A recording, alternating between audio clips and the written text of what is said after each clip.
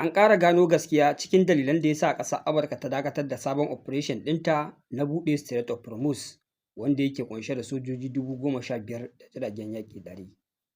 Wato baya ga ƙasar Amurka ta yi wannan yunƙuri na buɗe Strait of Hormuz a karo na ƙarshe, ta haɗu da gagarumin cikas da mummunar tirjiya daga dakarun sojojin ruwa na ƙasar Iran, wanda hakan ke nuna cewa fa ƙasar Amurka ta fuskanci ƙalubalen da ba ta yi tsammanin za ta fuskance shi ba, da kuma matakin gaggawa da ƙasar Iran ta ɗauka na ci gaba da maimaita abin da ta yi a farkon wannan yaƙi, shi ne haukacewa ta tarwatsa Gabas ta Tsakiya, ta jefa kowa cikin taraddadi da zulumi, ta rinƙa jefa makamai ilahirin ƙasashen da ƙasar Amurka take da base a cikinsu, wanda the same irin wannan method ɗin ƙasar Iran ta yi niyyar ta ƙara maimaitawa, ta ƙara ruɗe ƙasar Amurka tare da ruɗe ƙawayenta da suke taimakonta a wannan yaƙi.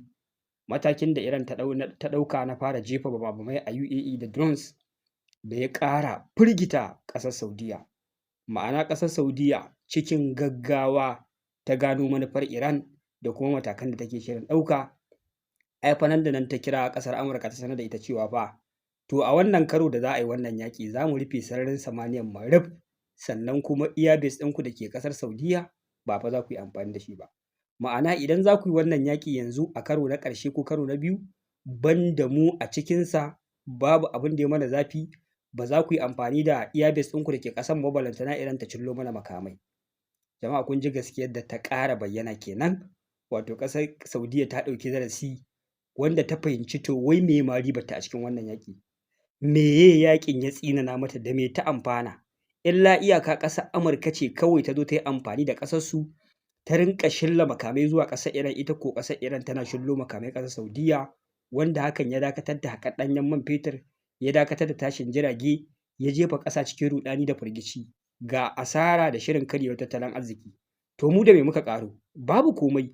A don haka ƙasar Saudiyya a wannan karo cikin wayewar kai da fahimtar gaskiya suka yi gaggawar sanar da Amurka to fa wannan yaƙi da za ku shiga karo na biyu babu mu a cikin shi, babu wata gaɓa ko ƙofa da ma Iran za ta samu ta kawo mana hari idan ba mun ba ku damar amfani da sararin samaniyar mu ba, ko kuma jiragen ko kuma iya base ɗinku da ke cikin ƙasar mu.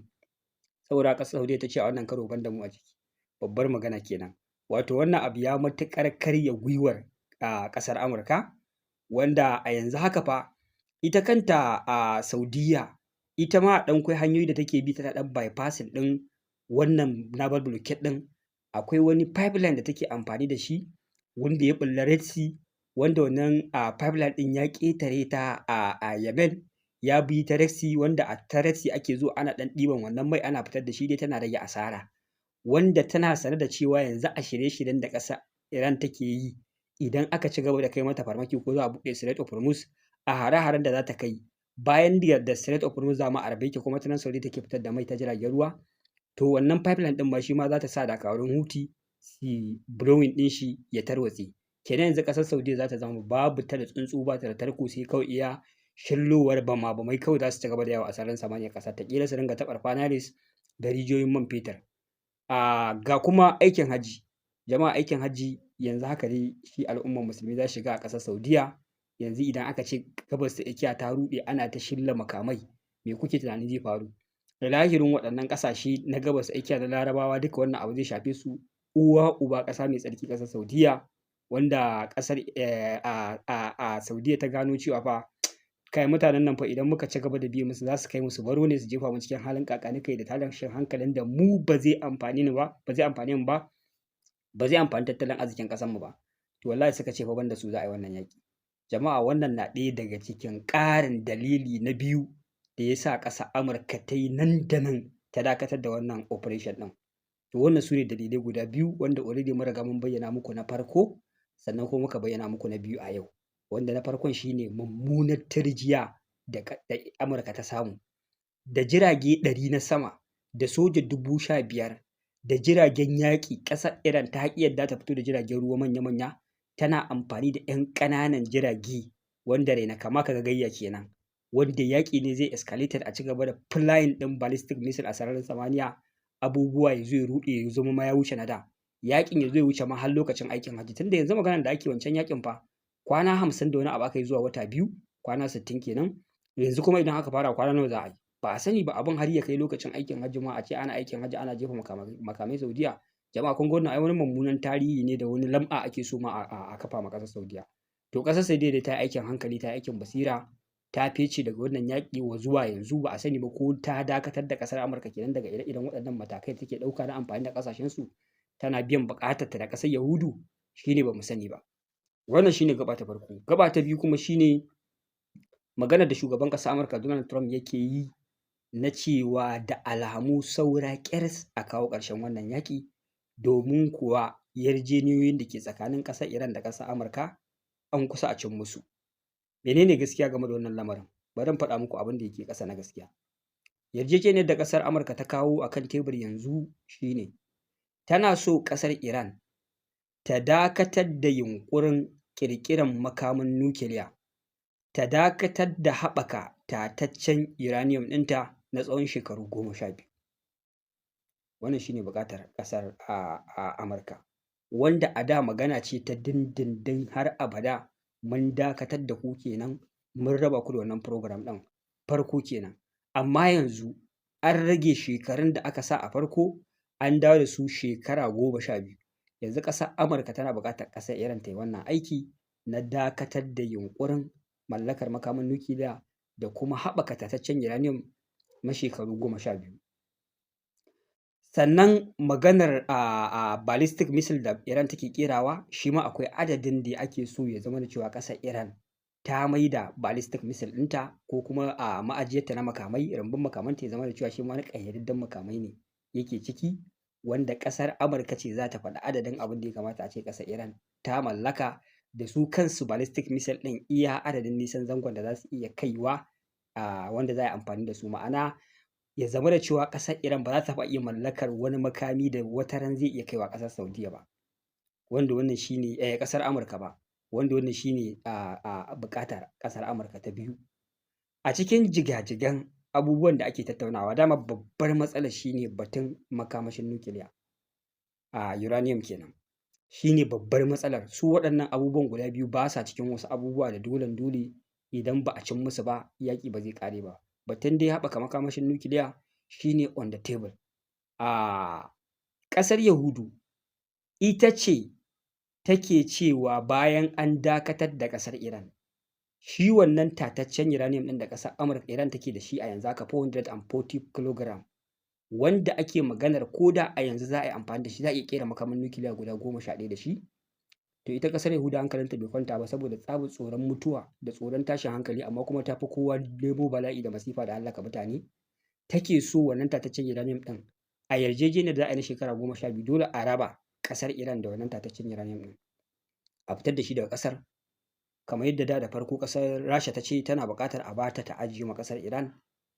Daga baya ƙasar Amurka ta ce ita bata yadda ba, sai dai ita ta karɓi wannan tataccen uranium ɗin, ita ta riƙe a hannunta kenan ƙasar Amurka. Sannan wai don ta kwantar ma da ƙasar Iran hankali, bayan ta kafa mata waɗannan sharuɗan da na faɗa muku guda biyu, wanda na farkon dai shine mai muhimmanci, sai ta ce ita kuma a madadin abin da za ta yi ma ƙasar Iran. Jama'a magana ake na takunkumin tattalin arziki da ƙasar Amurka ta sa ma Iran, magana ake ta shekara 40 ba. Na san da yawa mutane ƙila za su ɗauka saɓani ko rikici tsakanin ƙasar Iran da Amurka 'yan kwanakin nan ya fara, musamman waɗanda suke cewa wai haɗin baki ne dama tuntuni akwai a tsakanin ƙasar Iran da Amurka, wai ana yaƙar wai ƙasashen Larabawa. Jama'a mafi akasari ba su san wannan tarihin ba, amma dai mutane su je su yi bincike. Magana ake ta sama kusan shekaru 40 akwai takunkuman ƙasar Amurka akan ƙasar Iran, wanda a lokacin mulkin Barack Obama ya bi wasu hanyoyi na dakatar da ƙasar Iran daga mallakar makamin nukiliya, wanda in return ya cire musu wasu takunkumai, ya sassauta, aka ɗan ci gaba da mu'amala ta arziki tsakaninsu da ƙasar Iran, wanda bayan zuwan shugaban ƙasa Donald Trump ne ƙasar Yahuda ta tirsasa shi aka zo aka cire wannan yarjejeniyar. Mulkin shi na farko kenan, wanda yanzu kuma a mulkin shi na biyu aka zo aka buƙaci ma wai a rugurguza ƙasar Iran, a kashe jagororinta, a rusa cibiyoyin makamashin nukiliyar ta, a lalata a programs ɗinta na missile da komai da komai, a raba ta da komai ta zama defenseless, ko ta zama tamkar sauran ƙasashen Larabawa, shara sai abin da aka dama za a musu. Wanda yanzu wai lalacewa ta kai su ƙasashen ma sun yi biyayyar da wai sai dai wai Yahudi ne za su sayar musu da makami. Allah ya sa mu dace. To a cikin abubuwan da ƙasar Amurka take ƙoƙarin yi yanzu ta sauƙaƙa ma ƙasar Iran ko ta faranta mata rai don ta amince da wannan buƙatun nata ya zo ƙarshe. Shi yasa aka ji Donald Trump yana baƙar ƙirji yana fa da alamu program wannan rikici ya kusa zuwa ƙarshe. Shi ne wannan garaɓasar wai da yake cewa zai ba ma ƙasar Iran, wanda yana ganin ai zai wuya ta iya tsallakewa. Tunda kawai buƙatar shi ne ku dakatar da program ɗin mallakan makaman nukiliya, tataccen uranium ɗin kuma ku yi diluting ɗin shi ko ku fitar da shi daga wannan ƙasar. Shi ne sharaɗi. Amma sharaɗin ban da ƙasar Rasha, sai dai a ba ƙasar Amurka ko dai wata ƙasa ƙila da za a involving ɗinta a nan gaba. Shi kuma abin da ya ce zai ba wa ƙasar Iran waɗannan takunkuman za a sassauta su matuƙar sassautawa. Duk wani takunkumi da yake karya tattalin arzikin ƙasar Iran za a cire shi. Ma'ana za a bar Iran ta rinƙa sai da ɗanyen man fetur, za ta yi hulɗa na kasuwanci, za ta yi abubuwa da dama, arzikinta zai dawo ta ci gaba da walwala. Duk wannan takunkumin da ya karya mata tattalin arziki har ya kai ga al'ummar ƙasa darajar kuɗi ya lalace, za a yi zanga-zanga, za a cire shi. Ma'ana dai ƙasar Iran za ta samu 'yanci. In kasuwanci za ta yi, za ta haɓaka kasuwanci ta samu kuɗi, amma kuma tana under one problem, shi ne mutanen nan kun san maƙiya Allah ne namba ɗaya. A duniyan nan ba su da wani tanaji illa su ga sun shafe wanda suke jin haushi. Iran za ta zama kamar ƙasar Saudiyya ne. Ƙasar Saudiyya ba ta da komai su sojoji masu kwalliya. Maganar asalin makaman yaƙi na gwabzawa da kare kai ko ɗaya ba ta da shi, sai abin da ƙasar Amurka ta saida mata. To haka ake so yanzu ƙasar Iran ta koma. Ya zamana ita ma yanzu wai a ce ko da ɗauki ba daɗi za a yi da ita, ba ta da abin da za ta kare kanta. To idan ta amince da irin waɗannan yarjejeniyoyin fa haka za ta koma, amma za a ganta ƙasa ce mai arziki kamar Saudiyya, tana fancamawa, tana morewa, tana dogayen gine-gine lafiya ƙalau. Haka ƙasar Iran za ta kasance. Sannan abu na biyu shi ne za a sakin mata biliyoyin kuɗaɗenta da aka yi frozen ɗinsu a bankunan ƙasashen Turawa, musamman ƙasar Qatar, wanda waɗannan kuɗaɗe ana maganar sun kai biliyan 100 na dala, wanda a da biliyan 60 ne. Daga baya kuma bayan fara wannan yaƙi an ƙaƙƙara kakkama wasu, musamman kuɗaɗe na crypto da wasu abubuwa, kuɗin ya kai dala biliyan 100, wanda yanzu haka ƙasar Amurka ta ce za ta saki waɗannan kuɗaɗe, za ta dawo da Iran su. Za a yi normalizing ɗin relationship tsakanin Iran da sauran ƙasashen Turawa da duk wanda suke adawa da ita a da. To amma fa shi ne kawai sharaɗin da aka sanya ma ƙasar Iran. To kai yanzu a matsayinka wace shawara za ka ba wa ƙasar Iran? Kana ganin kamar ya dace ta amince da waɗannan buƙatu, ta sassauto wannan yaƙi ya ƙare gaba ɗaya, tattalin arzikinta ya dawo ya ci gaba da haɓaka, ko dai ta ci gaba da tirjiya tana fafatawa da ƙasar Amurka da ƙasar Yahudu bakin rai bakin fama, har da su kansu su gajiya dai a biyo wata hanya domin kawo ƙarshen wannan matsala. Domin yanzu idan wannan batu da aka kawo kan teburin su ya lalace, to jama'a ina ganin dai ba mu san me kuma za a yi ba, da zammar cewa za a kawo sulhu ko wannan yaƙi zai ƙare. Ni da kai duka ba mu sani ba. Wannan shi ne yanzu halin da ake ciki. Wannan shi ne batun da ake tattaunawa na cewa yaƙi ya kusa zuwa ƙarshe. A zahiri za ka ga maganar kamar da gaske yaƙi ya kusa zuwa ƙarshen, amma fa dukkan waɗannan abubuwan da ƙasar Amurka ta kawo fa, ina faɗa muku fa ƙasar Iran a ɓangaren ta fa ta ce a yi maganar batun makamashin nukiliya ma ko uranium ko wani waye ba ma bin magana tattauna wannan magana a tebur. Ba ma sa cikin abubuwan da za ta tattauna da ƙasar Amurka. Babbar magana kenan. Wai tushen ƙarasa yaƙi gabaki ɗaya ƙasar Iran ta ce ba ma shi take so da za ta tattauna ba. Magana take so kawai a tattauna kan batun dakatar da yaƙin nan na dindindin.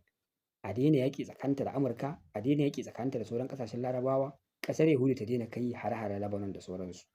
Yanzu shi ne abin da ƙasar Iran ita ta ce tana buƙata, sannan a buɗe Strait of Hormuz completely, sannan a cire mata naval blockade, komai ya dawo normal kamar yadda yake kafin a fara wannan yaƙi. Sannan sai a zo a fara tattauna a ga ya ma za a yi a kan batun makamashin nukiliyarta. Wannan shi ne matsayin ƙasar Iran. Jama'a wannan shi ne a taƙaice taƙaitawa halin da ake ciki. Matsayar kenan a yanzu, babu wata sama da haka. Yanzu muna jira mu ga menene kuma motsi na gaba, me za a ci gaba da yi, me zai ci gaba da biyo baya. Wassalamu alaikum warahmatullahi ta'ala wabarakatuh.